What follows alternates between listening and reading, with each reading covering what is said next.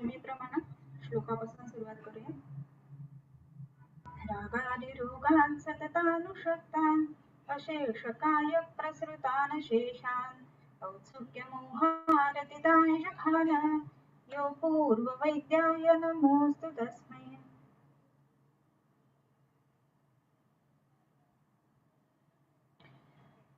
आपण वाग्भटाचा 11वा अध्याय वाचतोय. दोषादि विज्ञानीय. दोष, धातू आणि मल यांच्या स्वरूपामधलं आणि त्याच्या संदर्भामधलं संपूर्ण लक्षण त्याची, तर त्या संदर्भामध्ये हा संपूर्ण अध्याय आहे.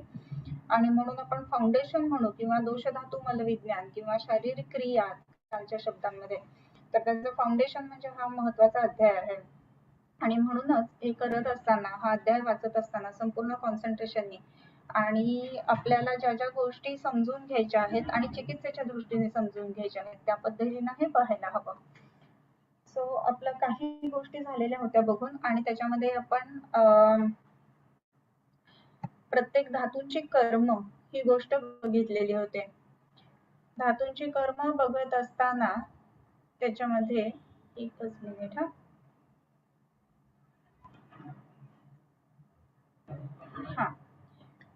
रस, रक्त इत्यादी जे काही धातू सांगितलेले आहेत तर त्या संदर्भामध्ये सुद्धा आपण हे पाहत होतो. आणि त्याच्यामध्ये कोणकोणत्या गोष्टी आहेत किंवा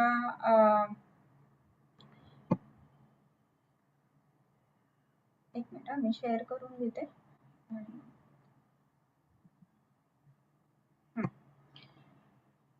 दोष धातू मलामूलम सदा देहस्य तंचलः उत्साहो श्वास निश्वास चेष्टा वेग प्रवर्तन. इथे पासून सुरुवात करून आपण त्याच्या पुढे प्रत्येक दोषाचं कर्म, प्रत्येक धातूचं कर्म आणि प्रत्येक मलाचं कर्म हे पाहिलेलं होतं.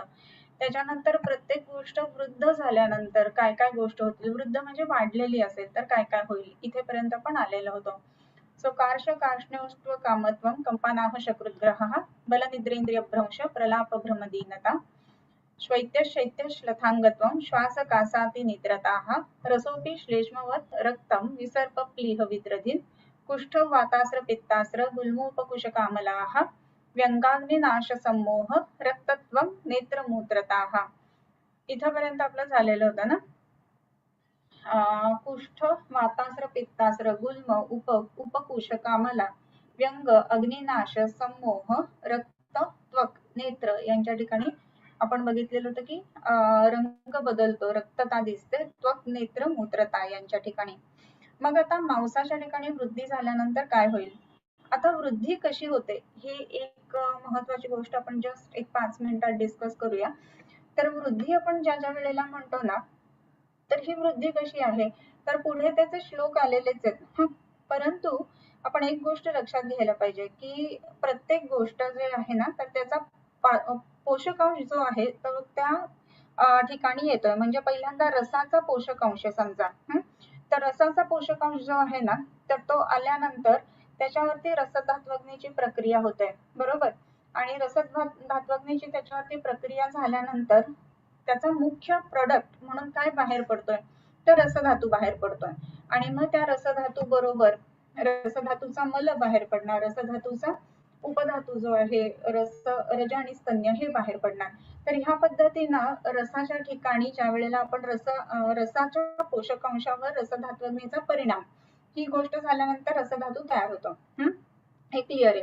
मग या ठिकाणी ज्या वेळेला रसधात्वग्नी कमी होईल, रसधात्वग्नीची प्रक्रिया कमी प्रमाणात होईल, की रसधात्वग्नी साध अवस्थेमध्ये असेल, तर मग त्या ठिकाणी काय होतं, तर एक महत्वाची गोष्ट त्याच्या ठिकाणी घडते ती म्हणजे की समजा आता तुम्ही कन्सिडर करा की अग्नी कमी झालाय तर धातू वाढतोय, अशी गोष्ट सांगितली. मग आता असं कसं होत असेल किंवा असं का होत असेल त्याचा आपण विचार करूयात. आपण एक उदाहरणार्थ आपण ठरवूयात की आपण काहीतरी एक भात लावतोय, त्याच्या खाली आपण विस्तव लावलेला आहे, म्हणजे काय म्हणतो आपण ज्याला अग्नी लावलेला आहे. आणि हा अग्नी जो आहे ना, तर तो आपण मंद ठेवलेला आहे. तर तेवढ्याच वेळामध्ये तो जो काही भात तयार होणार आहे ना, तर त्यातलं पाणी तेवढं आटणार नाहीये, बरोबर. आणि ते पाणी न आटल्यामुळं कच्चा झालेला, पूर्णपणे न शिजलेला असा काहीसा परंतु प्रमाणतः जास्त असा भात बनेल. बरोबर. मग असं का बनेल? तर अग्नी जो आहे ना, ती बिरबलाची खिचडीची गोष्ट सगळ्यांना माहिती असेल, तर त्याच दृष्टीने ही गोष्ट घडते. म्हणजे खूप दूरवर बिरबल काय करतो, ते गोष्टी सांगायला आवडतात म्हणून एक असा नळकांड घेतो, त्याच्या सगळ्यात उंच वरती असा एक भाताचं मडकं शिजवायला ठेवतो आणि खाली विस्तव लावलेला असतो. आणि मग त्या विस्तवात, अर्थात पूर्ण गोष्ट वेगळी आहे बरं का, ती नंतर सांगेन कधीतरी. आणि मग ते विस्तवातनं तो भात शिजेल अशी वाट बघत असतो. मग असं होत असताना तो भात शिजायला तरी शक्य आहे का, असं बादशाह म्हणतो. आणि मग त्याला ते लक्षात येतं की एवढ्या दूरवरून दिलेली उष्णता कामाची नसते. आणि तसं असल्यामुळं म्हणजे तो अग्नी दीप्त नसल्यामुळं किंवा अग्नी साध असल्यामुळं काय होणार आहे, तर त्याचं पाचन व्यवस्थित नाही होणार आहे. समजा रसधात्वग्नी आहे, तर रसधातूचं पाचन नीट नाही झालं तर काय होईल, तर रसधातू चांगला बनणार नाही. म्हणजेच काय, कच्चट शिजेल. परंतु ही कच्ची शिजलेली जी गोष्ट आहे ना, ती प्रमाणतः जास्ती असेल. कारण कुठलीही गोष्ट शिजल्यानंतर त्याला एक होमोजेनिसिटी येते, भाताला जशी येते ना तर तशी. तर ती होमोजेनिसिटी न आल्यामुळं काय व्हायला लागतं, तर महत्वाची एक गोष्ट होते त्याच्यामध्ये, ती म्हणजे की ते पचतही नाही, ते पूर्ण शिजलेलं पण नाहीये, परंतु प्रमाणतः जास्त आहे. आणि म्हणून ती वृद्धी आहे, हे लक्षात घ्या. आणि ही जी वृद्धी आहे ना, ही उपयुक्त आहे का, म्हणजे हा जो शिजलेला भात आहे तर तो उपयुक्त आहे का, तर नाहीये, उलट तो त्रास देणार आहे. बरोबर. आणि म्हणून या ठिकाणी जरी धातूची वृद्धी असं म्हणत असलं ना, तरी ती अपाचित वृद्धी असंच आपण ते समजून घ्यायला पाहिजे. आणि ही अपाचित वृद्धी असल्यामुळं त्याच्यामध्ये काही लक्षणं दिसायला लागतात, रसाची व्याधी दिसायला लागतात. सो त्याचप्रमाणे रक्ताचं, त्याचप्रमाणे मांसाचं, याप्रमाणे. आणि म्हणून पुढे एक श्लोक आलेला आहे, तेषां सादाति दीप्तिभ्याम धातू वृद्धी क्षयोद्भवः. याचाच अर्थ जो आहे तो त्यावेळेला निश्चितच समजावून सांगेल. परंतु एक तुम्हाला आता कॉन्सेप्ट लक्षात आलेला असेल की ज्या वेळेला धात्वग्नी जो आहे तर त्याचा साध झालेला आहे किंवा धात्वग्नी चांगला नाहीये, तर त्या ठिकाणी मात्र धातूची वृद्धी होते, नक्की धातू कमी पडतो. म्हणजे अग्नी कमी असेल तर जी गोष्ट आपल्याला पक्व करायची आहे ना, तर त्याचं पाचन चांगल्या पद्धतीनं होत नाही. आणि पाचन न झाल्यामुळं ती गोष्ट न शिजल्यामुळं प्रमाणतः जास्ती राहते, परंतु कार्यतः त्याचा उपयोग नसतो. ओके. सो ह्या दृष्टीनं ही गोष्ट महत्वाची या ठिकाणी आपण बघितली. मग आता ह्याच्या पुढे जे आहे ना, तर त्याच्यामध्ये काय काय घडतंय, तर आता इथे रसाचं बघितलं, रक्ताचे व्याधी बघितले वृद्धीतनं. मांसम गंडार्बुदक ग्रंथी गंडो रुदर वृद्धिताः कंठादिष्वधिमांसेंच तद्वत मेद तथाश्रमम, इथेपासून पुढचा चरण आलेला आहे. मग आता हेच मांस वृद्धी म्हणजे मांस विकृती किंवा मांस वृद्धी झाल्यामुळे कोणते रोग होत आहेत हे या ठिकाणी वर्णन केलेलं आहे. मांसम गंडार्बुदक ग्रंथी, गंड गलगंड, अर्बुद उत्पन्न होत आहेत, ग्रंथी उत्पन्न होत आहेत. परत एक गंड शब्द आलाय, त्याच्यामध्ये गंडमाला असा शब्द घेतला जातो. मांसम गंडार्बुदक ग्रंथी गंडो रुदर वृद्धिता, गंडोहो उदर वृद्धिता, उदर वृद्धी, उदर वाढतंय त्याच्या ठिकाणी. कंठादिषु अधिमांसंच, कंठादिषु म्हणजे कंठ इत्यादी ठिकाणी काय घडतंय, तर अधिमांस म्हणजे कंठ इत्यादी ठिकाणी अधिमांस म्हणजे मांसावर मांस येणं, त्याला अधिमांस असं म्हटलं जातं. जसं अधिदंत, अधिदंत म्हणजे काय, दातावर दात येणं, ह्याला अधिदंत असं म्हटलं जातं. तसंच मांसावर मांस येणं याला अधिमांस असं म्हटलं जातं. सो अधिमांस त्या ठिकाणी उत्पन्न होतं. म्हणजेच काय, तर विकृत मांसाची वृद्धी या ठिकाणी आपल्याला पाहायला मिळते. सो मांसम गंडार्बुदक ग्रंथी गंडो रुद्र वृद्धिताः कंठादेशु अधिमांसंच, कंठ इत्यादींच्या ठिकाणी अधिमांस उत्पन्न झालेलं आपल्याला दिसतं. मग तसंच आता पुढे मेदाच्या संदर्भात, मेदाची जर वृद्धी झाली, वृद्धी म्हणजे काय आहे, तर अपाचित वृद्धी आहे, हे आपण आता क्लिअर आहोत. राईट. म्हणजे जे पचलेलं नाहीये व्यवस्थित, मेद प्रमाणतः जास्ती आहे परंतु कार्यतः त्याचा उपयोग नाही, असा जो मेद आहे तर तो वाढला तर काय होतं, मेदस तथा श्रमम अल्पेपी चेष्टिते श्वासम. श्रमम, श्रमम म्हणजे काय, पहिल्यांदा थकवा खूप येतो आणि म्हणून नुसतीच तब्येत दिसते लोकांची, परंतु ताकद असते का हो, तर नसते. म्हणूनच असं म्हटलं जातं की अल्पेपी चेष्टिते श्वासम, आता पहिल्यांदा काय तर मेद वाढला की तिथे काय होणार आहे तर श्रम उत्पन्न होत आहे, जास्त थकवा किंवा थोडं जरी काय केलं ना की लगेचच थकल्यासारखं होऊन जाणं, ही गोष्ट त्या ठिकाणी दिसते.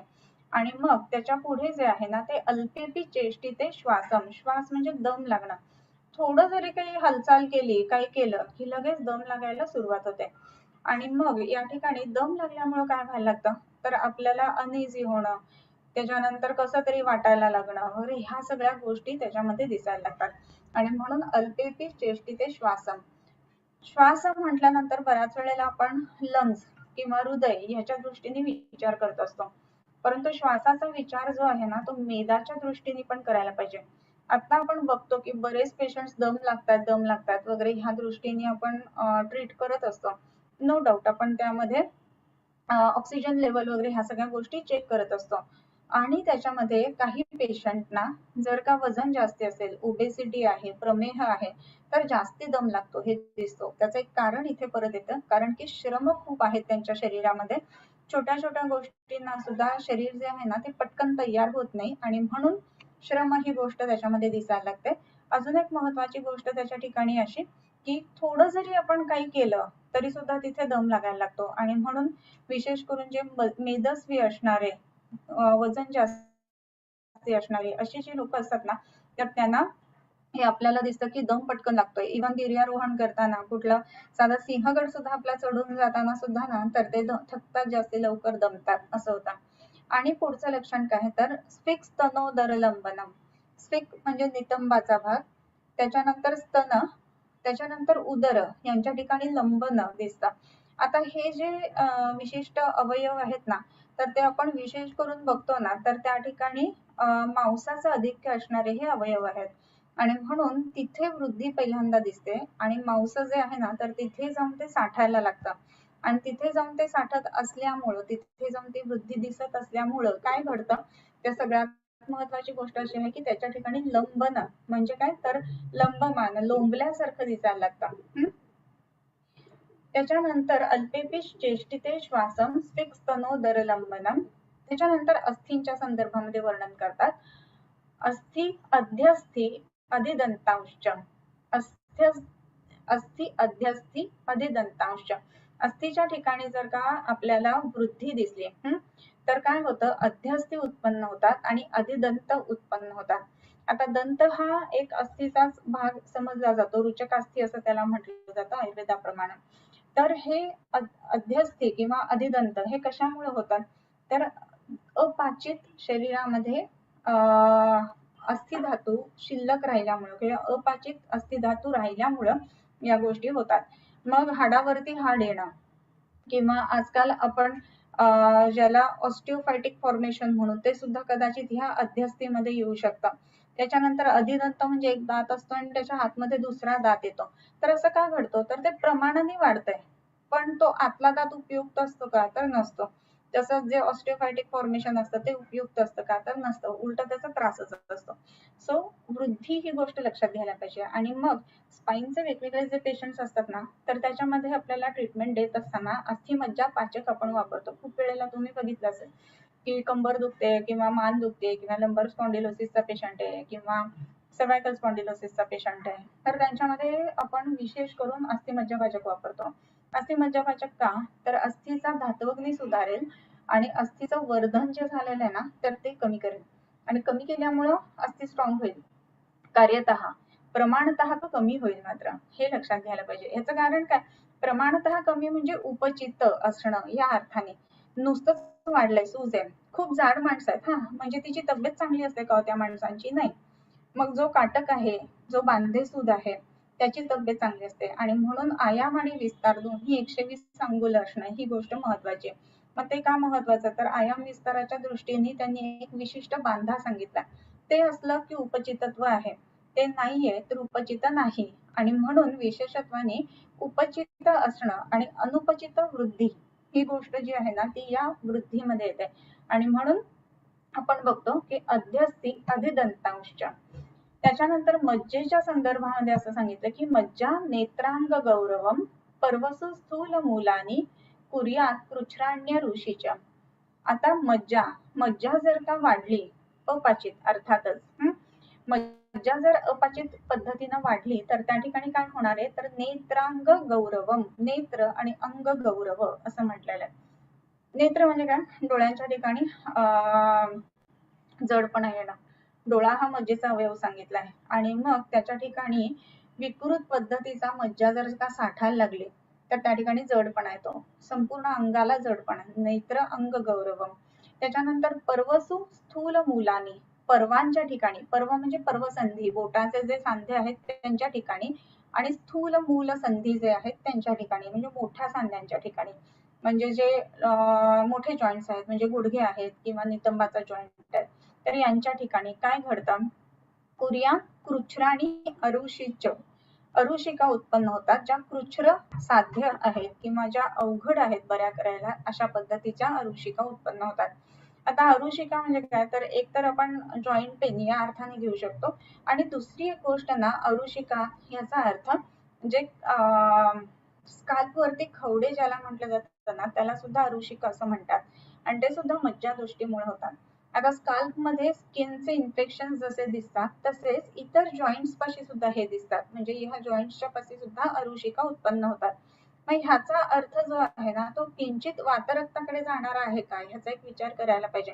कारण वातरक्तामध्ये उत्तान आणि गंभीर जे दोन प्रकार सांगितलेले आहेत, तर त्याच्यात सुद्धा कसं आहे ना, की संधिशूल आहे आणि शिवाय त्वचेचे विकार आहेत. तर अशा पद्धतीचं जे आहे ते मज्जेच्या संदर्भामध्ये विकृती आल्यामुळे, मज्जेच्या संदर्भामध्ये विशेषत्वाने अपाचित वृद्धी झाल्यामुळे या गोष्टी घडत असतात. सो कुर्यात कृच्छ्राण्य ऋषीच अति स्त्री कामताम वृद्धम शुक्रम शुक्राश्मरीमते. शुक्र जर का अधिक प्रमाणामध्ये वाढलं, अपाचिते परत ते, मग काय होतं, तर अति स्त्री कामता, जास्त मैथुनेच्छा होणं किंवा शुक्राश्मरी होणं. हे जे वृद्ध शुक्र आहे ना, तर ते जसे युरिनरी स्टोन बनतात, तर त्या पद्धतीचा त्याचा स्टोन बनणं ही सुद्धा गोष्ट घडते, आणि तसं असल्यामुळं त्याचा मार्ग काही वेळेला बंद होतो आणि नंतर मग अजिओस्पर्मियासारखे सुद्धा केसेस आपल्याला ह्याच्यामध्ये बघायला मिळू शकतात. सो अति स्त्री कामता वृद्धम शुक्रम शुक्राश्मरीमपि कुक्षौ आत्मानमाटोपम गौरवम वेदनम शकृत. शकृत नाम पुरीश. पुरीश जर का जास्त प्रमाणामध्ये वाढलं शरीरामध्ये, आता पुरीश ज्या वेळेला वाढेल तर त्यावेळेला काय होणार आहे, तर जाठराग्नी जो आहे ना, तर तो मंद आहे. म्हणजे मंद अशा जाठराग्नीतनं उत्पन्न झालेलं जे पुरीश आहे ते कसं असणार आहे, तर गौरव असणार असं पुरुष असणार आहे, गुरु जड असणार असं पुरुष आहे, बरोबर. आणि मग हे पुरुष काय निर्माण करतायत लक्षण, ते ह्याच्यामध्ये सांगतात की कुक्षौ आत्मान आटोपम, कुक्षीच्या ठिकाणी आत्मान, कारण की ते पचलेलंच नाहीये पुरुष सुद्धा चांगलं, आणि मग त्याच्यामध्ये फर्मेंटेशन जास्त होऊन गॅस फॉर्मेशन जास्त होतं, आणि म्हणून आत्मान म्हणजे पोट फुगणं ही गोष्ट ह्याला लागते. कुक्षीच्या ठिकाणी विशेष करून दोन्ही अँटीरियर सुपेरियर स्पाइन असतात ना, तर त्याच्या बाजूला, म्हणजे आपण जर का कमरेवरती हात ठेवून चारी बोट पुढे घेऊन जर थांबलो तर जी बोट ज्या ठिकाणी राहतात तर त्याला कुक्षी असं म्हटलं जातं. कुक्षीच्या ठिकाणी आत्मान वाटणं, आटोप वाटणं, आटोप म्हणजे विशिष्ट आवाज आकोटन केल्यानंतर उदर परीक्षण करत असताना जो आवाज येतो त्याला आटोप असं म्हटलं जातं. शब्दकोश जो आहे आयुर्वेदीय शब्दकोश, तर त्याच्यात हे दोन शब्द जे वेगळे आहेत त्यातलं वेगळे पण काय आहे हे शोधून काढायचं. सो आत्मान आणि आटोप. गौरवम वेदनाम शकृत, वेदनेने युक्त असं हे उदर असतं, आणि गुरु जड असणार हे उदर असतं. अशा ठिकाणी शकृताच्या वृद्धीची लक्षणं सांगितलेली आहेत. गौरव असणं, पोट जड होणं, काही करावंसं नाही वाटणं. त्याच्यानंतर बऱ्याच वेळेला ना असं आपण बघतो की पेशंट्स असतात आणि सांगत असतात की मोशनला नाही झाली की अतिशय जड वाटतं, काहीच करावंसं वाटत नाही, आळस येतो. तर ही सगळी ह्या वृद्ध शकृताची लक्षणं आहेत, हे लक्षात घ्यायला पाहिजे. मग तिथे चिकित्सा काय करायची आपल्याला, तर पाचन करायचंय, म्हणजेच काय, तर जाठराग्नी वर्धन करायचंय. मग त्याच्यासाठी लंघन द्यायचंय, आणि लंघनाच्या बरोबरच आपल्याला पाचन करणारी वडवानल चूर्ण, सामुद्राद्य चूर्ण किंवा हिंगवाष्टक चूर्ण किंवा भास्कर लवंग चूर्ण अशा पद्धतीची औषधं आपल्याला तिथे वापरता येत असतात. ओके. त्याच्यानंतर मूत्रंतु बस्ती निस्तोदम कृतेप्य कृत संज्ञताम. मूत्रंतु, मूत्र जर वाढलं तर काय होणार आहे, मग परत मूत्राची जी प्रवृत्ती आहे तर त्याच्यामध्ये फरक पडेल. मूत्राची जी उत्पत्ती आहे प्रमाणतः त्याच्यामध्ये फरक पडेल, बरोबर. जास्त प्रमाणामध्ये मूत्र उत्पन्न होईल आणि मग हे जास्त प्रमाणामध्ये उत्पन्न झालेलं मूत्र जे आहे तर ते साम असणारं किंवा स्टॅन असणारं, चिकट असणारं, पिच्छिलं असणारं अशा पद्धतीचं असणार आहे. आणि मग ते काय करेल तर पुन्हा गेल्यानंतर युरिनेशन केल्यानंतर मूत्र प्रवृत्ती झाल्यानंतर ते पुन्हा नाहीच झाले इतपत त्याला तशी संज्ञा येते आणि म्हणून कृतेप्य कृत संज्ञता हे लक्षण त्याच्यामध्ये दिसतं की जे आपल्याला प्रवाहिकेमध्ये पुरुषाच्या संदर्भामध्ये दिसतं. आणि मूत्रंतु बस्ती निस्तोद, बस्तीच्या ठिकाणी टोचल्यासारखं दुखणं, तोद म्हणजे टोचल्यासारखं दुखणं, तर ही गोष्ट त्याच्यामध्ये व्हायला लागते. का घडतं बस्ती निस्तोद? तर बस्ती जो आहे ना तर तो काही विशिष्ट मसल्सचा बनलेला आहे. त्याच्यामध्ये सतत वरून येणारे मूत्र जे आहे ते थेंब थेंब थेंब थेंब त्याच्यामध्ये येत आहे आणि असं ते थेंब थेंब थेंब थेंब येणारं मूत्र जे आहे ते बस्तीमध्ये साठतं आणि ते मूत्र जे आहे ते गुरु आहे आणि ते मूत्र अपाचित आहे, प्रमाणाने जास्ती आहे असं जर असेल ना तर त्याच्या ठिकाणी वेदना उत्पन्न होतात, कारण की तो ताणला सुद्धा जास्ती प्रमाणामध्ये जातो बस्ती म्हणून. कारण की गौरव आहे, जडपणा आहे त्या मूत्रामध्ये, कारण की ते मूत्र पाचित नाहीये म्हणून. आणि म्हणून मूत्रंतु बस्ती निस्तोद कृतेप्य कृत संज्ञता. याच्यानंतरच जे आहे ना तर ते स्वेदाच्या संदर्भामध्ये येतं. तर स्वेदोति स्वेद दौर्गंध्य कंडू एवंच लक्षयेत. स्वेदाच्या बाबतीमध्ये स्वेद वाढला असता काय होईल? तर आता आपण प्रत्येक ठिकाणी बघतो स्वेद वृद्धी झाली म्हणजे काय तर तो प्रमाणाने वाढणार आहे, तो पचन झालेला नाहीये. मग काय होणार आहे तर अति प्रमाणामध्ये घाम येणं. स्वेदा जर वृद्धी झाली म्हणजे अपाचित वृद्धी आणि ही कशामुळे होते तर मेदाच्या विकृतीमुळे होते, कारण मेदाचा मल हा स्वेद आहे, बरोबर. आणि म्हणून हा जो स्वेद आहे तर तो जास्त प्रमाणामध्ये जेव्हा उत्पन्न होतोय मग काय होतंय स्वेद अतिस्वेद. अतिस्वेद म्हणजे खूप जास्त घाम येणं. काही पेशंट सांगतात बरं का स्पेसिफिकली की पूर्वी एवढा घाम येत नव्हता परंतु आजकाल खूप जास्त घाम यायला लागला आहे. मग आपण बघायला पाहिजे वजन तर नाही ना वाढलंय त्या पेशंटचं किंवा विशिष्ट त्या स्वेदाला काही विशिष्ट दुर्गंधी आहे का हे बघायला पाहिजे.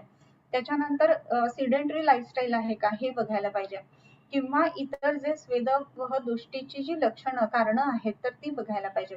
सो ह्याच्यामध्ये स्वेदे अतिस्वेद दौर्गंध्य विशिष्ट गंध एक स्वेदाला सांगितलेलं आहे. याचं कारण काय तर स्वेदाशी पित्त जे आहे ते रिलेटेड आहे.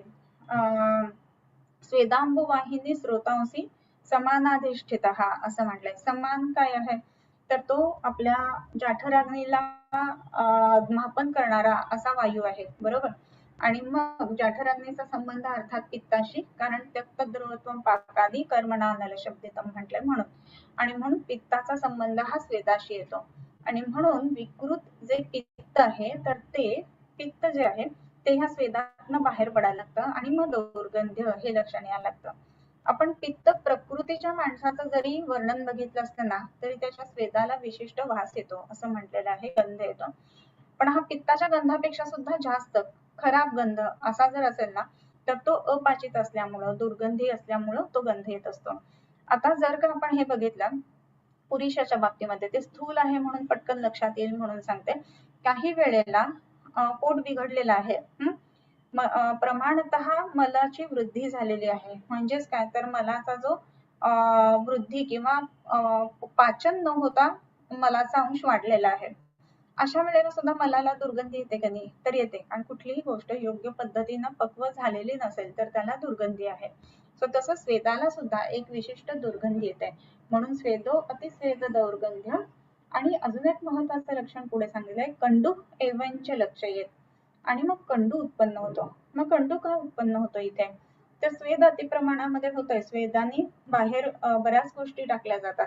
मग त्याच्यामध्ये आता आपल्याला माहिती असतं की काही विशिष्ट प्रकारचे क्रिस्टल्स जे आहेत ना तर ते त्वचेवरती फॉर्म व्हायला लागतात पाणी इव्हॅपोरेट स्वेदामधलं झाल्यानंतर आणि मग ते तिथे राहून मग खाज यायला लागते. आणि म्हणून विशेष करून कामलेच्या पेशंटमध्ये त्वचेला खाज असते, कुष्ठाच्या पेशंटमध्ये त्वचेला खाज असते, कारण की इतर मलायतन आहेत ना त्यातनं शरीर मल बाहेर नाही काढू शकत आहे. म्हणून सर्व शरीरामधलं जे त्वचा एक मलायतन सांगितलंय म्हणजे शरीरातनं टॉक्झिन्स बाहेर काढणं, मल बाहेर काढणं, ह्याच्यासाठी त्वचेतनं हे मल बाहेर काढले जातात आणि मग त्या ठिकाणी दुर्गंध येणं ही गोष्ट घडायला लागते. म्हणून स्वेदो अतिस्वेद दौर्गंध्य कंडूक एवेंच लक्षयेत. याच्यानंतर दूषिकादीन अपि मलान बाहुल्य गुरुतादिभिः. आता हा जो आहे ना, आता स्वेद बघितलं आपण. आता हे जे सांगितलेत ना, मूत्र, स्वेद आणि दूषिका इत्यादींच्या ठिकाणी सुद्धा बाहुल्य आणि गुरुता या गोष्टी येतात. म्हणजेच काय तर जे जे ख मल आहेत, म्हणजे दूषिका म्हणजे काय तर डोळ्यामधून येणारा जो मल आहे त्याला दूषिका म्हटलं जातं. आणि ह्याला बाहुल्य खूप जास्ती प्रमाणामध्ये दूषिका मल येतो आणि जडपणा असतो, एक विशिष्ट थिकनेस त्याचा वाढलेला असतो. तर ह्या पद्धतीनं प्रत्येक धातू, प्रत्येक दोष आणि प्रत्येक मल हे वाढल्यानंतर काय काय लक्षणं दाखवतात हे इथपर्यंत आपल्याला सांगितलेलं आहे. सो अल्पेपि चेष्टिते श्वासम स्विक्स्तनोदरलंबनम अस्त्यध्यस्तदिदंतांश्च मज्जा नेत्रांग गौरवम पर्वसु स्थूलमूलानि कुर्यात् कृच्छ्राण्यरुषि च अतिस्त्री कामता वृद्धम शुक्रम शुक्राश्मरीमपि कुक्षावाद्मानवाटोपम गौरवम वेदनां शकृत मूत्रन्तु वस्ति निस्तोदम कृतेप्यकृतसंज्ञतां स्वेदोति स्वेद दौर्गंध्य कंडुक एवेंच लक्षयेत दूषिकादीनपि मलान बाहुल्य गुरुतादिभिः. आता इथेपर्यंत सगळ्या गोष्टी ज्या आहेत त्या वाढल्यानंतर काय काय होतं हे सांगितलंय. बरोबर त्याच्या विरुद्ध लिंगम क्षीणे अनिले अंगस्य अनिले क्षीणे लिंगम इति अस्ति. म्हणजे काय अनिल म्हणजे काय तर वायू, हे आपण बघितलं. क्षीणे वात क्षीण झाला असता या गोष्टी होतात. लिंगम क्षीणे अनिले क्षीणे लिंगम इति अस्ति. म्हणजेच काय तर ज्या ज्या वेळेला वाताची क्षीणता निर्माण होईल, वात चांगल्या पद्धतीनं कार्य करणार नाही, तर त्या वेळेला काय काय होईल ह्याचं वर्णन इथे दिलंय. आता वात वाढल्यानंतर काय होईल हे आपण सुरुवातीला बघितलेलं होतं की कार्ष्ण्य, उष्ण कामत्व, कंप, अनाह, शकृद्ग्रह हा वगैरे. तर त्याच्या बरोबर उलट्या गोष्टी होतील की नाही इथे, तर त्याप्रमाणे सांगितलं की लिंगम क्षीणे निलिंगस्य साद अल्पो भाषिते हितम संज्ञा मोहस्तथा श्लेष्म वृद्युक्तामय संभवाः. लिंगम क्षीणे अनिलिंगस्य सादः अंगस्य सादः अंगसाद अंग गळून घेणं. आपण वाताचं कार्य काय बघितलेलं, उत्साह श्वास निश्वास चेष्टा वेग प्रवर्तने. उत्साह निघून गेला काय होणार आहे, अंगाचा साद होणार आहे. आणि म्हणून जसं जसं आपण बघतो ना की वय सुद्धा पुढे पुढे जातं आणि विशेष करून वाताधिक्याचं वय येतं ना, तर त्यावेळेला कंटाळा येणं किंवा काही करावंसं नाही वाटणं ही गोष्ट घडायला लागते. म्हणून अनिलिंगस्य अंगस्य सादः अल्पभाषिते. अल्पभाषा वाताचा आपण गुण बघतो, प्रकृतीच्या वेळेला आपण बघितलेलं होतं की खूप बोलणारा माणूस असतो हा. आणि ह्या बोलणाऱ्या माणसाच्या ठिकाणी जर का वात कमी झाला तर काय होणार आहे, तर त्या ठिकाणी बोलणं ही गोष्ट कमी होणार आहे. आणि म्हणून लिंगम क्षीणे अनिलिंगस्य सादः अल्प भाषिते हितम. भाषा नको वाटायला लागते, बोलणं नको वाटायला लागतं, शरीराच्या इवन बोलण्याच्या सुद्धा चेष्टा किंवा हालचाली नकोशा वाटायला लागतात. आणि संज्ञा म्हणजे काय तर एखाद्या गोष्टीची जाणीव असणं, तर ही जाणीव सुद्धा कमी व्हायला लागते जर वायूची क्षीणता आली तर. मोह म्हणजे काय, योग्य अयोग्य याच्यातला निवाडा न होणं. आणि म्हणूनच आपण बघतो की ज्या ज्या वेळेला वार्धक्य येतं त्याही वेळेला निर्णय घेणं खूप अवघड जात असतं. अगदी साधी गोष्ट म्हणजे रस्ता क्रॉस करताना सुद्धा आपल्याला दिसतं, पुढे जातात परत मागे येतात, परत पुढे जातात. 70-80 वयाची माणसं जी असतात ती का तर निर्णय नाही घेऊ शकत. मोह म्हणजे कार्य हा अकार्य हवा ही गोष्टच लक्षात येत नसते आणि म्हणून मोह. तर तसं वायूची क्षीणता झाल्यानंतर या गोष्टी दिसायला लागतात. श्लेष्म वृद्युक्तामय संभवाः. श्लेष्म आणि श्लेष्म म्हणजे कफाच्या वृद्धीची जी काही आमय म्हणजे रोग सांगितलेले आहेत ना ते त्या ठिकाणी दिसायला लागतात. कसं आहे की कफाचे आणि वायूचे गुणधर्म परस्पर विरोधी आहेत आणि म्हणून हा एकदा का वायू कमी व्हायला लागला तर कफ वाढायला लागतो आणि म्हणून कफाचे विशिष्ट व्याधी या ठिकाणी आपल्याला दिसायला लागतात. ओके. त्याच्यानंतर पित्ते मंदो नल शीतम प्रभाहानी कफे भ्रमः. पित्ते मंदो अनलः शीतम प्रभाहानी. पित्त कमी झालं शरीरातलं, विकृती आली पित्ताची, तर काय होईल त्या ठिकाणी? मंदो अनलः, अनल म्हणजे वायू जो आहे ना तो मंद होतो. वायू नाही सॉरी, अग्नी जो आहे ना तो मंद होतो. अनल म्हणजे अग्नी. म्हणजेच काय होणार आहे? जठराग्नी मंद होणार आहे, भूक कमी होणार आहे, पर्यायाने पुढच्या सगळ्या धात्वग्नींवर पण त्याचा परिणाम येणार आहे. आणि म्हणून पित्ते मंदहा अनलहा शीतम, शरीर थंड पडायला लागतं जास्त. आणि जे नॉर्मल टेम्परेचर आहे त्याहीपेक्षा कमी होणं ही गोष्ट त्याच्यामध्ये होते.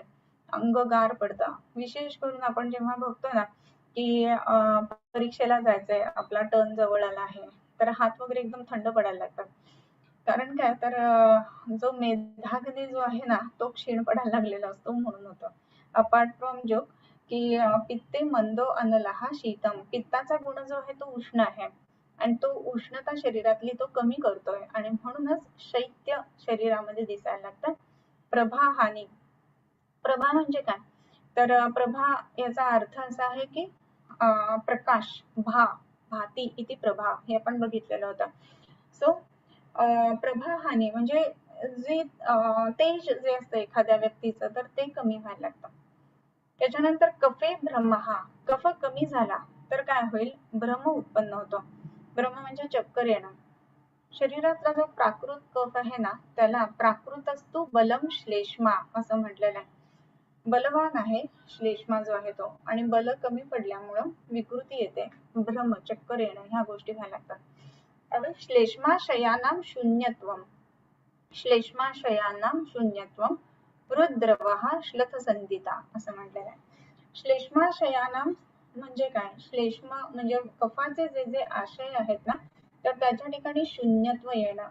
आता कफाचे आशय असं म्हटल्यानंतर पहिल्यांदा आपल्याला आमाशय हे तर दिसतं आणि त्याच्या बरोबरीनं जे जे कफाचे आशय सांगितलेले आहेत म्हणजे रसना आहे किंवा इतर जे जे सौम्य गोष्टी आहेत तर ते सगळे कफाचे आशय म्हणून सांगितलेले आहेत. तर हे जे कफाचे आशय जे आहेत ना तर त्यांच्या ठिकाणी श्लेष्माशयांना शून्यत्वम, कारण की शून्यत्व ते हलकं हलकं वाटायला लागतं. इव्हन शिर जे आहे ना ते सुद्धा आपण विशिष्ट पद्धतीने बघतो तर कफाचं स्थान म्हणून सांगितलेले उत्तमांग, आणि म्हणूनच कफ क्षीण झाल्यानंतर डोकं हलकं झालंय असं सुद्धा पेशंट काही सांगत असतात. मग त्याच्या ठिकाणी आपल्याला चिकित्सा जी करायची आहे ना ती कफ प्राकृत करणारी, कफवृद्ध करणारी म्हणजे शतावरी, अश्वगंधा, बला, भुईकोळा असं जर का वापरलं गेलं ना तर पेशंट सांगतात की हा आता बरं वाटतंय, म्हणजे जे डोकं हलकं होतं ना ते आता थांबलं. सो श्लेष्माशयानां शून्यत्वम रुद्रव, हृदय गळून गेल्यासारखं वाटतं. हृदयाच्या बाबतीमध्ये खूप वेगवेगळी लक्षणं आलेली आहेत बरं का. मी तुम्हाला नावं सांगते, लिहून घ्या ती, आणि आयुर्वेदीय शब्दकोशातनं त्याचे सगळ्याचे अर्थ बघायचे. याच्या व्यतिरिक्त सुद्धा तुम्हाला कुठले जर सुचले ना शब्द तर ते सुद्धा तुम्ही मला निश्चितच सांगा. तर त्याच्यामध्ये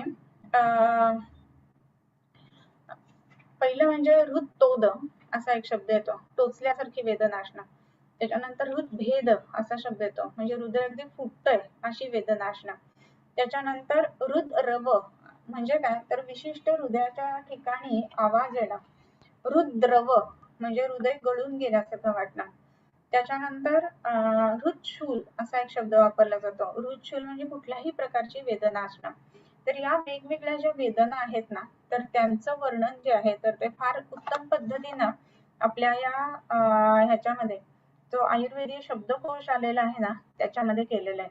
तर त्याच्यातनं तुम्ही ह्या प्रत्येकाचे अर्थ मात्र नक्की बघून घ्या, म्हणजे तुम्हाला सगळ्यांनाच की ह्या गोष्टी लक्षात येतील की किती वेगवेगळ्या पद्धतीने हे सांगितलेलं आहे ते. सो हृदयाच्या संदर्भामध्ये आपण असं बघतो की फक्त जो हृदरोग आहे तो राजयक्ष्म्यामध्ये सांगितलेला वर्णन केलेला असा हृदरोग आहे, आणि एवढ्या सगळ्या अख्ख्या ह्याच्यामध्ये खूप छोटासा हृदरोग आपल्याकडे सांगितलेला आहे. पण असं नाहीये, आपण संपूर्ण वाग्भटामधून हे जर का शब्द काढले ना की रुद्रव, रुद्रव, हृदशूल किंवा हृदस्पंद असाही एक शब्द आहे. कधी कधी पांडूचे पेशंट विशेष करून सांगतात की धडधडल्यासारखं वाटतंय तर त्याला हृदस्पंद असं म्हटलंय. आपण ऍक्च्युअली स्टेथो लावून ऐकलं तर त्याच्यामध्ये मर्मर्स किंवा ऍडेड साऊंड जे असतात तर त्याला रुद्रव असा शब्द, रुद्रव असा शब्द वापरलेला आहे. हृदय गळून गेल्यासारखं वाटतं ही जी गोष्ट आहे त्याला रुद्रव असाही शब्द वापरलेला आहे. सो ह्या वेगवेगळ्या पद्धतीचे जे हृदयाच्या संदर्भातले शब्द आहेत ना ते संपूर्ण वाग्भटातनं एकत्र केले ना तर बरीच मोठी आपल्याला लिस्ट मिळते हृदरोगाच्या संदर्भामध्ये.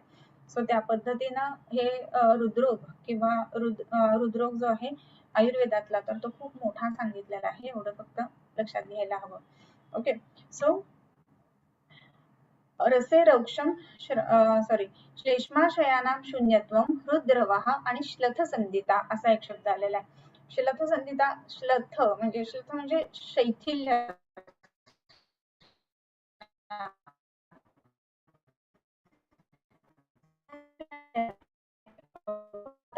धातूंच क्षीणता चालू होत आहे.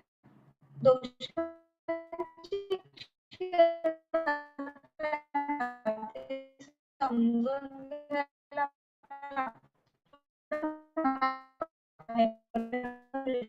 प्रॅक्टिस मध्ये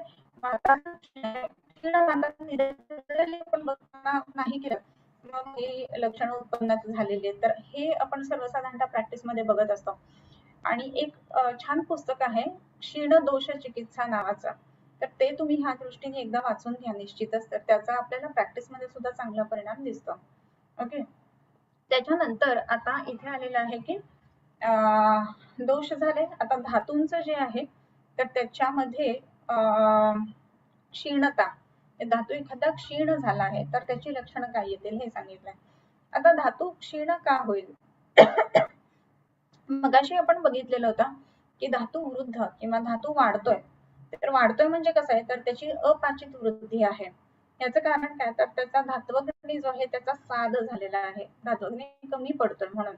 पण तोच धात्वग्नी जास्ती प्रखर झाला, जास्ती तीक्ष्ण झाला तर काय होणार आहे, प्रत्येक जो धातू पोषक अंश येणार आहे तर त्यातला आप महाभूत किंवा त्यातलं सौम्यत्व जे आहे ना तर ते पटकन तो उडवून टाकणार आहे. आणि म्हणून उत्तम पद्धतीनं हा पचलेला नाहीच आहे, पण तरी सुद्धा त्याच्यामध्ये लक्षणं काही विशिष्ट दिसायला लागतात.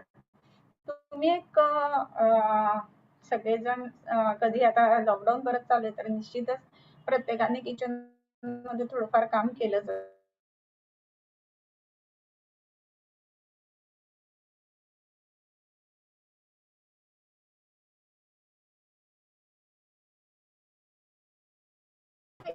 एकदम भाग जळून जातो आणि त्याच्या अगदी शेजारी असणारा भाग असतो तो कच्चा राहिलेला असतो. मग ती खाण्यायोग्य असते का पोळी? तर नाही. तसा हा धात्वग्नी जो आहे ना तो अति तीक्ष्ण, अति तीव्र झालेला आहे आणि म्हणून तो काय करून टाकतोय तर त्या धातूचं पचन खूप पटकन वेगात करतोय. आणि कुठल्याही पचनाच्या दृष्टीने, कुठल्याही पाकाच्या दृष्टीने वेळ किंवा तेवढा काळ जाणं ही गोष्ट सुद्धा तेवढीच महत्वाची असते. ज्या ज्या लोकांनी च्यवनप्राश केलेला असेल त्यांना माहिती असतं साखरेचा पाक करत असताना तुम्ही अग्नी वाढवला तर पाक चांगला होत नाही, तो फक्त कोळंबला जातो आणि थोडीशी कडसर चव येते त्याला. आणि जर अतिशय बारीक ठेवला तर होत नाही. 6-7 तास जरी ते हे केलं ना 50 किलो जर च्यवनप्राश असेल तर. मग याच्यामध्ये काय करावं लागतं, योग्य पद्धतीने अग्नी द्यावा लागतो की जेणेकरून साखर पूर्णपणे त्या पाण्यामध्ये मिसळेल. पाण्यामध्ये मिसळल्यानंतर त्या पाण्याचा साखरेसोबत पाक होईल आणि मग तो पाक झाल्यानंतर त्याच्यामध्ये आपण तयार झालेला मावा टाकतो आणि च्यवनप्राश बनतो. पण हेच खूप स्लो ठेवलं तर तो पाक आहे ना तर तो होत नाही लवकर आणि प्रमाण हा जास्ती राहतो म्हणजे वृद्धी होते. पण हेच जर आपण त्यावेळेला पटपट आज करून टाकू, मॅच बघायला जायचंय किंवा असं काही असेल तर तुम्ही एकदम बर्नर जास्ती केला तर त्याच्यामध्ये साखर विरघळायच्या आधीच साखर पुढे पुढे जायला लागते पाकाला आणि मग तिथे पचन व्यवस्थित होत नाही, पाक चांगला होत नाही. तर ही जी पद्धत आहे ना म्हणजे ह्या पद्धतीनं अग्नीचं तीक्ष्णत्व जे वाढतंय ना तर ते ह्या क्षीण धातूंच्यासाठी कारणीभूत असतं. सो त्याच्या पुढचा जो श्लोक आलेला आहे एक तेवढा घेऊया आणि शंका घेऊया. रसे रौक्षम श्रम शोषो ग्लानी शब्दा सहिष्णुता. रस जो आहे तर तो क्षीण झाला. का क्षीण झाला तर रसधातू तीक्ष्ण झालाय, वाढलाय म्हणून. मग काय ना तर आता आपण म्हटलो की त्यातलं आप महाभूत किंवा सोमत्व जे आहे ते झपकन कमी होतं. आणि असं झाल्यामुळे काय होतं तर रौक्ष, त्या रसाला रुक्षता येते. त्याच्यानंतर श्रम, मग तो चांगला रस नाहीये, पोषण देत नाहीये, श्रम थकवा येणार. शोष, शोष याचा अर्थ काय तर वेगवेगळे 6 शोष सांगितले. तर रसाचं यापनच झालं नाही तर शरीराचं शोषण होणार आहे आणि म्हणून शोष. संपूर्ण शरीराला हा रसधातू जो आहे तो काय करतोय तर आपण बघितलेलं तर प्रीणन करतोय, प्रीणनम जीवनम लेपो. तर हे प्रीणन होत नाहीये म्हणून ग्लानी येणं, नकोसं वाटणं हे होतं. आणि शब्दासहिष्णुता, शब्दासहिष्णुता म्हणजे शब्द सहन न होणं, ताकद कमी होते सहन करण्याची. तर ही गोष्ट जी आहे ती रसाच्या संदर्भामध्ये येते. सो रसाचं क्षीणता असेल तर रसे रौक्षम, श्रमशोषो, ग्लानी शब्दासहिष्णुता. रक्तेम्ल शिशिर प्रीती, शिरा शैथिल्य रुक्षताः, मांसेक्ष ग्लानी गंडस्विक, शुष्कता संधी वेदनाः, मेधसी स्वप्न कट्ट्या क्लिन्नो वृद्धी कृशांगता. आपण रक्तापासून पुढच्या वेळेला घेऊयात. एक तुम्हाला आता जसं म्हटलं की ह्याचं जे काय म्हणतो भट्टी किंवा तीक्ष्णता क्षीण आणि मंदता अग्नीची की त्या त्या पद्धतीने होईल त्याच्यामुळं साध आणि तीक्ष्णता अतिदीप्ती ह्या गोष्टींमुळे हे वृद्धी आणि क्षयाची लक्षणं दिसतात असं आहे. ओके, सो आपण शंका फक्त घेऊया आणि आज थांबूया आणि परत पुढच्या शुक्रवारी भेटूया. 11वी 12वीतल्या मुलींना 12वी नंतर पाळीचे प्रॉब्लेम दिसतात, याचं कारण 2 वर्षात शेड्यूल असेल का? हा बरोबर आहे. या 10वीतील फिजिकली आणि ऍक्टिव्ह असतात पण 11वी 12वीत पूर्णतः बंद होतं. तर पिरियड अजिबात न येणं किंवा जास्त दिवस ब्लिडिंग होणं याच्याबद्दल सांगा असं म्हणतात. हा विषय थोडासा वेगळा तरी पण सांगते की गेले जवळजवळ 1.5 पावणे 2 वर्ष जसं लॉकडाऊन चालू आहे, विशेष करून लहान मुलांना बाहेर पाठवलं जात नाहीये, त्याच्यामुळे मैदानी खेळ वगैरे तर एकदम बंद होतात. आणि आता जसं म्हणलं त्याप्रमाणे 10वी पर्यंत मुलं खेळतात, 11वी 12वी पासून एकदम शिंग फुटली ना की नुसते हातात मोबाईल घेऊन मोबाईलवर ते खेळत बसतात किंवा वॉक करत बसतात. सो शारीरिक श्रम नसल्यामुळं मेदाची विकृती येते. मेदाच्या विकृतीतनं मग पिरियड्स इरेग्युलर होणं वगैरे ह्या सगळ्या गोष्टी व्हायला लागतात. सो याच्यामध्ये दिनचर्या योग्य सांभाळणं हेच महत्वाचं आहे. कितीही वाजता काहीही काम नसलं अख्खा दिवसभर तरी कमीत कमी 7 वाजेपर्यंत तरी उठायला हवं. उठल्यानंतर योगासन व्यायाम करायला हवेत. आहार जो आहे घरीच असल्यामुळे काय सारखंच चरविचरण चालू राहतंय तर ते बंद करायला हवं. आणि योग्य 2 वेळेचं जेवण एवढ्यासारख्या गोष्टी केल्या ना तरी सुद्धा हे पेशंट जे आहे ते निश्चितच कमी होते. आणि ह्याचाही संबंध जो आहे ना तो रसाशी संबंध बराचसा आहे. रसातनं रज तयार होतं, रसातनं स्तन्य तयार होतं आणि हा जर रस अपाचित आहे याचं कारण काय तर अग्नी जो आहे तर तो लवकर न उठल्यामुळे जठराग्नी मंद किंवा तेवढी दीप्ती नसणारा असा आहे आणि तसं झाल्यानंतर मग त्याचा परिणाम म्हणून रसधात्वग्नी रक्तधात्वग्नी ह्याच्यावरती येतो आणि म्हणून अपाचित वृद्धी अशा स्वरूपाची रसाची दृष्टी दिसायला लागते आणि म्हणून मग हे सगळे बाकीचे प्रॉब्लेम्स पुढचे दिसायला लागतात. वंध्यत्व ही वाताची अधिक्य असणारी असते तर मग तिथे दिसणारी लक्षणे वातवृद्धी आणि वात क्षय दोन्ही प्रकारची दिसतात. हे कसे? वाताचे विगुणत्व हा एक महत्वाचा भाग आहे बरं का. वंध्यत्व म्हणत असताना नाही वातादृते योनी नारीणाम संप्रदुष्यते असं म्हटलंय आणि योनी व्यापदांच्या सगळ्याच योनी व्यापदांची जी परिणती आहे ना तर ती वंध्यत्वामध्ये सांगितली आहे. आणि मग हे 20 जे योनी व्यापद सांगितलेत ना तर त्याच्यामध्ये कफचे योनी व्यापद जरी म्हटलं अगदी तरी सुद्धा प्रमुख त्याच्यातला दोष आहे ना तो वात हाच राहतो. कारण की वाताच्या अधिपत्याखाली अपानाच्या अधिपत्याखाली असणारा हा वयव आहे आणि मग तिथे अपानाचं विगुणत्व असेल किंवा अपानाची वृद्धी असेल किंवा अपानाचा काय म्हणतो प्रतिलोम असेल तर अशा दृष्टीने ही लक्षणं वेगवेगळी दिसतात आणि म्हणून वृद्धी आणि क्षय दोन्हीच्या मध्ये ही लक्षणं आपल्याला नक्की दिसतात. क्षीण दोष चिकित्सा बुक ऑथर. ओके, मला आता ऑथरचं लगेच नाव नाही लक्षात येते, मी तुम्हाला सांगेन नक्की पण. ओके, आस्वाद अस्वेद या सिम्पटमचा संप्राप्तीमध्ये कसा विचार करावा. स्वेद आणि अस्वेद असं म्हणत असताना आता इथे अस्वेद जे आहे ना तर स्रोतसांचा अवरोध असणं ही गोष्ट महत्वाची आहे.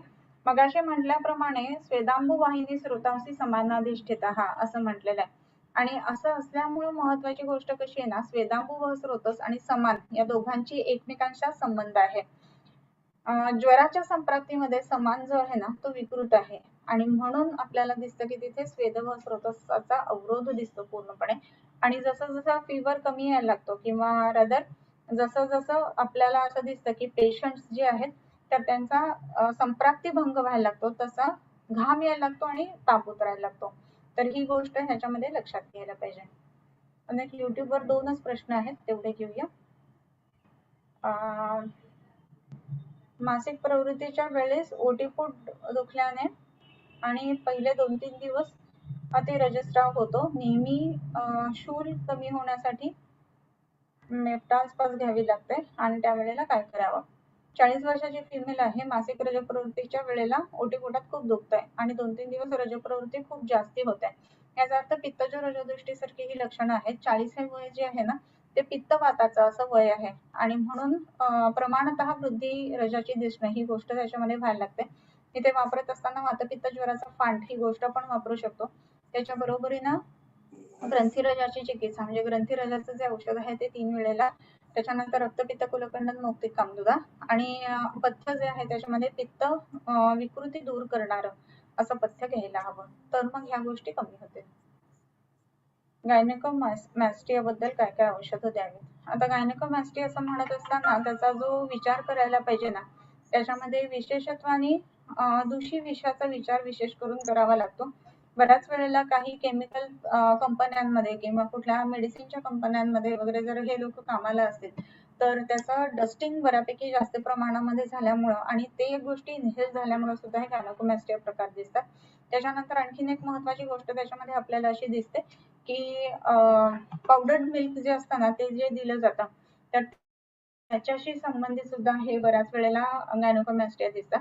त्याच्यामध्ये आजकाल आपण बऱ्याच वेळेला ऐकतो वाचतो की पिटोसिन सारखे इंजेक्शन्स देऊन यील्ड वाढवलं जातं आणि त्या हार्मोनचा परिणाम म्हणून सुद्धा गायनेकोमॅस्टिया दिसतो आणि म्हणून वापरत असताना स्तन्यपाचक आणि दूषी विषारी अगद असं वापरावं त्याच्यामध्ये. त्याच्यानंतर रसपाचक सकाळ संध्याकाळ 2 वेळेला द्यायला हवं. त्याच्यानंतर इथे अशी गोष्ट आहे की स्त्रियांच्या ठिकाणी स्तनवृद्धी ही गोष्ट नॉर्मल आहे, परंतु ती पुरुषांच्या ठिकाणी दिसली तर ती विकृती आहे आणि म्हणून अर्धनारी नटेश्वर जे औषध आहे ज्वरामधलं त्याचाही परिणाम ह्याच्यामध्ये चांगला दिसतो. मग हट्टीतापाचा काढा प्लस अर्धनारी नटेश्वर असं जर वापरलं गेलं तर त्याचा परिणाम चांगला दिसतो.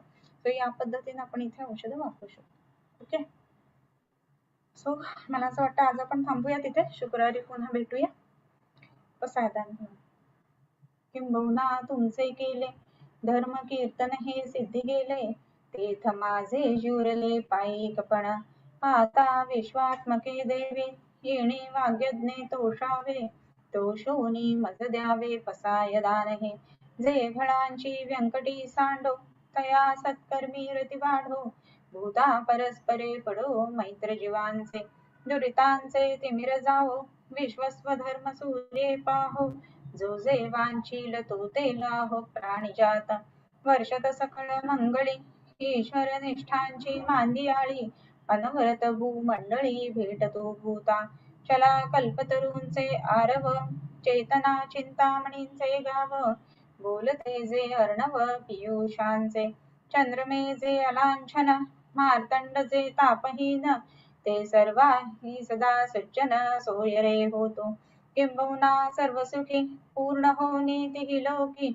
भजिजो आदि पुरुषी अखंडिता, आणि ग्रंथ उपजविये विशेषी लोकी ये. दृष्टा दृष्ट विजय होआवे जी, येथ म्हणे श्री विश्वेश्वरावो. हा होईल दान पसावो, येणे वरे ज्ञान देवो सुखिया झाला. येणे वरे ज्ञान देवो सुखिया झाला. येणे वरे ज्ञान देवो सुखिया झाला.